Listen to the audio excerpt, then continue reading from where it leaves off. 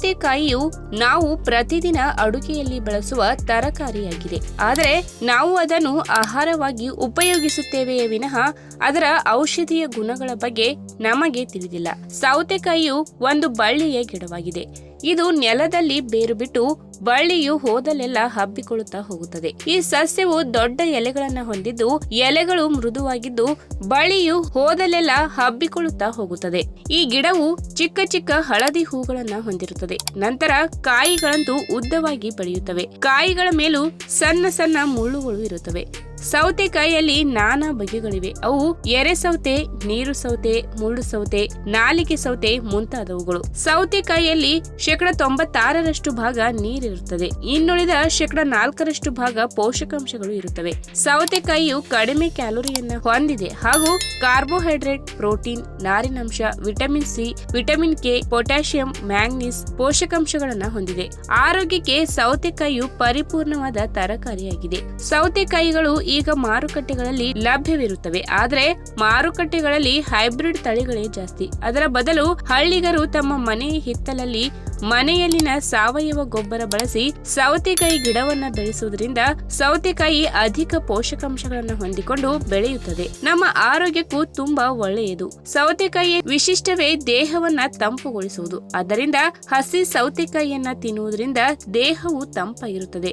ಇದು ಅನೇಕ ರೋಗಗಳನ್ನ ಹೋಗಲಾಡಿಸುತ್ತದೆ. ಸೌತೆಕಾಯಿಯನ್ನ ಉಪಯೋಗಿಸಿ ಅನೇಕ ಖಾದ್ಯಗಳನ್ನ ಕೂಡ ತಯಾರಿಸುತ್ತಾರೆ. ಹಾಗಾದ್ರೆ ಈ ಸೌತೆಕಾಯಿಯ ಆರೋಗ್ಯಕರ ಗುಣಗಳ ಬಗ್ಗೆ ಇವತ್ತಿನ ವಿಡಿಯೋ ಮುಖಾಂತರ ತಿಳಿದುಕೊಳ್ಳೋಣ. ಅದಕ್ಕಿಂತ ಮುಂಚೆ ನೀವಿನ್ನು ನನ್ನ ಚಾನಲ್ಗೆ ಸಬ್ಸ್ಕ್ರೈಬ್ ಆಗಿಲ್ಲ ಅಂದ್ರೆ ಪ್ಲೀಸ್ ಸಬ್ಸ್ಕ್ರೈಬ್ ಮಾಡ್ಕೊಳ್ಳಿ. ಹಾಗೆ ಪಕ್ಕದಲ್ಲಿರುವಂತಹ ಬೆಲ್ ಐಕಾನ್ ಕ್ಲಿಕ್ ಮಾಡಿ. ಸೌತೆಕಾಯಿಯ ಬಳಕೆಯು ಬಿಸಿಲಿನ ಧಗೆಯಿಂದ ದೇಹವನ್ನ ತಂಪಾಗಿರಿಸಲು ಸಹಾಯ ಮಾಡುತ್ತದೆ. ಆದ್ದರಿಂದ ಸೌತೆಕಾಯಿಯನ್ನ ಒಂದಲ್ಲ ಒಂದು ರೀತಿಯಲ್ಲಿ ಬಳಕೆ ಮಾಡುವುದು ಉತ್ತಮ.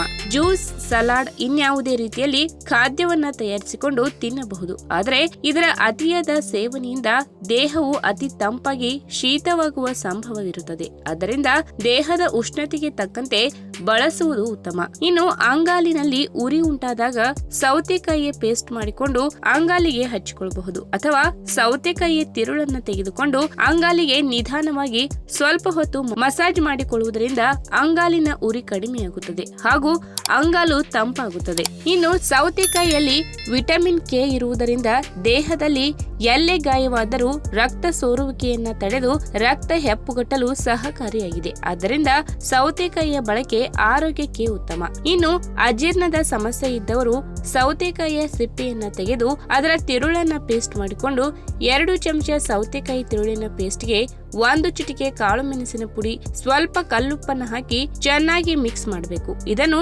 ಊಟದ ಸ್ವಲ್ಪ ಹೊತ್ತಿನ ಮೊದಲು ಸೇವಿಸಿ. ನಂತರ ಊಟ ಮಾಡುವುದರಿಂದ ಅಜೀರ್ಣದ ಸಮಸ್ಯೆ ನಿವಾರಣೆಯಾಗಿ ಜೀರ್ಣಕ್ರಿಯೆ ಸರಾಗವಾಗುತ್ತದೆ. ಇನ್ನು ಮೂತ್ರನಾಳದ ಸಮಸ್ಯೆ, ಮೂತ್ರದಲ್ಲಿನ ಕಲ್ಲಿನ ಸಮಸ್ಯೆ ಹಾಗೂ ಮೂತ್ರ ಕಟ್ಟುವ ಸಮಸ್ಯೆ ಇದ್ದರೆ ಸೌತೆಕಾಯಿ ಮತ್ತು ಬಾಳೆ ದಿಂಡನ್ನ ಸೇರಿಸಿ ಸಲಾಡ್ ಮಾಡಿಕೊಂಡು ಪ್ರತಿದಿನ ಸೇವಿಸಬಹುದು. ಅಥವಾ ಸೌತೆಕಾಯಿ ಮತ್ತು ಬಾಳೆ ದಿಂಡಿನ ಜ್ಯೂಸ್ ಮಾಡಿಕೊಂಡು ಕುಡಿಯುವುದರಿಂದ ಸೌತೆಕಾಯಿಯಲ್ಲಿ ಹೆಚ್ಚಿನ ನೀರಿನಾಂಶ ಇರುವುದರಿಂದ ಹಾಗೂ ಬಾಳೆ ದಿಂಡಿನಲ್ಲಿ ನಾರಿನಾಂಶ ಇರುವುದರಿಂದ ಇವು ಮೂತ್ರದಲ್ಲಿನ ಕಲ್ಲನ್ನ ಹೊರಹಾಕಲು ಸಹಾಯಕವಾಗುತ್ತವೆ. ಇನ್ನು ಮಹಿಳೆಯರಲ್ಲಿ ಉರಿ ಮೂತ್ರದ ಸಮಸ್ಯೆ ಕಂಡು ಬಂದಾಗ ಸೌತೆಕಾಯಿ ಜ್ಯೂಸ್ ಮಾಡಿಕೊಂಡು ಅಥವಾ 1 ಲೋಟ ಸೌತೆಕಾಯಿ ರಸಕ್ಕೆ 1 ಚಮಚ ಜೇನುತುಪ್ಪ ಹಾಗೂ ನಿಂಬೆ ರಸ ಸೇರಿಸಿ ದಿನಕ್ಕೆ 2 ಬಾರಿ ಕುಡಿಯುವುದರಿಂದ ಉರಿ ಮೂತ್ರದ ಸಮಸ್ಯೆ ದೂರವಾಗುತ್ತದೆ.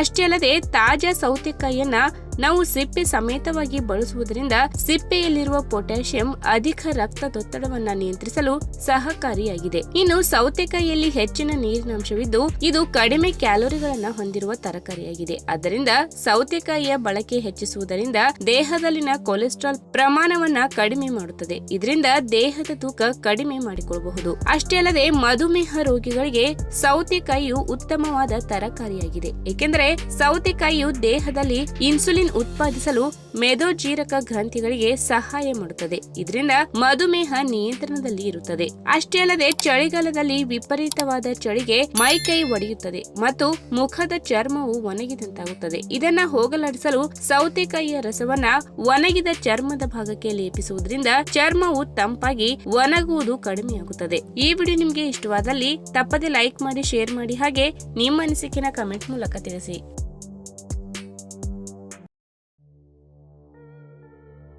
ನಮಸ್ಕಾರ ಸ್ನೇಹಿತರೆ, ನಾವು ತಿನ್ನುವ ವಿವಿಧ ಬಗೆಯ ತರಕಾರಿಗಳಲ್ಲಿ ಬೆಂಡೆಕಾಯಿ ಕೂಡ ಒಂದು. ಬೇರೆ ತರಕಾರಿಗಳಿಗೆ ಹೋಲಿಸಿದರೆ ಇದು ತನ್ನಲ್ಲಿ ಲೋಳೆಯ ಪ್ರಮಾಣವನ್ನು ಹೊಂದಿರುತ್ತದೆ. ಆರೋಗ್ಯದ ವಿಚಾರಕ್ಕೆ ಸಂಬಂಧಪಟ್ಟಂತೆ ಬೆಂಡೆಕಾಯಿ ನಮಗೆ ಅನುಕೂಲಕರವಾದ ಹಲವು ಗುಣಲಕ್ಷಣಗಳನ್ನು ಒಳಗೊಂಡಿದೆ. ಬೆಂಡೆಕಾಯಿಯಲ್ಲಿ ನಮ್ಮ ದೇಹಕ್ಕೆ ಬೇಕಾದ ಪೌಷ್ಟಿಕಾಂಶಗಳು ಮತ್ತು ಇನ್ನಿತರ ಆರೋಗ್ಯಕರ ಪ್ರಯೋಜನಗಳು ಮೊದಲೇ ಇರುತ್ತವೆ. ಹಾಗಾಗಿ ಬೆಂಡೆಕಾಯಿಯನ್ನು ತಿಂದು ನಮಗೆ ಗೊತ್ತಿಲ್ಲದೆ ನಾವು ಈ ಪ್ರಯೋಜನಗಳನ್ನು ಪಡೆದುಕೊಳ್ಳುತ್ತಿದ್ದೇವೆ. ಹಾಗಾದರೆ ಸಾಮಾನ್ಯವಾಗಿ ಬೆಂಡೆಕಾಯಿ ಸೇವನೆ ಮಾಡೋದ್ರಿಂದ ಯಾವೆಲ್ಲ ಆರೋಗ್ಯ ಪ್ರಯೋಜನಗಳು ಸಿಗುತ್ತವೆ ಎಂಬುದನ್ನು ಇವತ್ತಿನ ವಿಡಿಯೋ ಮುಖಾಂತರ ತಿಳಿದುಕೊಳ್ಳೋಣ. ಅದಕ್ಕೂ ಮುನ್ನ ನೀವಿನ್ನು ನಮ್ಮ ಚಾನಲ್ಗೆ ಸಬ್ಸ್ಕ್ರೈಬ್ ಆಗಿಲ್ಲ ಅಂದರೆ ಪ್ಲೀಸ್ ಸಬ್ಸ್ಕ್ರೈಬ್ ಮಾಡ್ಕೊಳ್ಳಿ, ಹಾಗೆ ಪಕ್ಕದಲ್ಲೇ ಇರುವಂತಹ ಬೆಲ್ ಐಕನ್ನ ಕ್ಲಿಕ್ ಮಾಡಿ. ನೀವು ನಿಮ್ಮ ದೇಹದ ತೂಕವನ್ನು ಕಡಿಮೆ ಮಾಡಿಕೊಳ್ಳಬೇಕು ಎಂದು ಇಂತಹ ಒಂದು ಕಡಿಮೆ ಕ್ಯಾಲೋರಿ ಒಳಗೊಂಡಿರುವ ತರಕಾರಿಯನ್ನು ಆಯ್ದುಕೊಳ್ಳಬಹುದು. ಬೆಂಡೆಕಾಯಿ ತನ್ನಲ್ಲಿ ಕ್ಯಾಲೋರಿಗಳನ್ನು ಕಡಿಮೆ ಹೊಂದಿದ್ದರೂ ಇದರಲ್ಲಿ ಪೌಷ್ಟಿಕಾಂಶಗಳಿಗೇನು ಕೊರತೆ ಇಲ್ಲ.